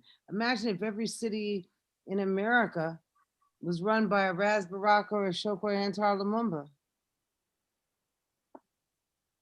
He's running for office again. April 6th. Make your donation, April 6th. Well, I think, yeah. So you're talking about the way forward. I mean, I think you laid out the pathway for the future and what we have to stay focused on and build on. So I want to really thank all of you for really this really enriching discussion, for this radical talk. When I say radical in a loving way, this important for really sharing and taking the time and enlightening some people who are in the audience and stating and motivating. This has been really enriching.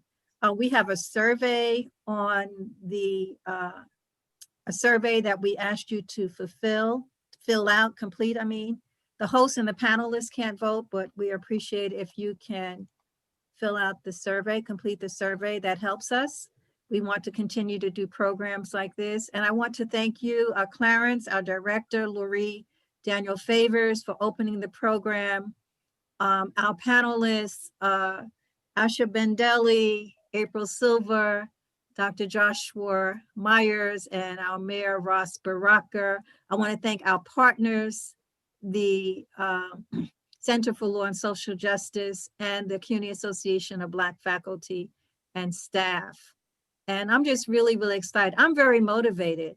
This has been really, really I'm really, really motivated because I see the fruits of the labor the labor of the people who were active, the fruits, and I see what you're doing.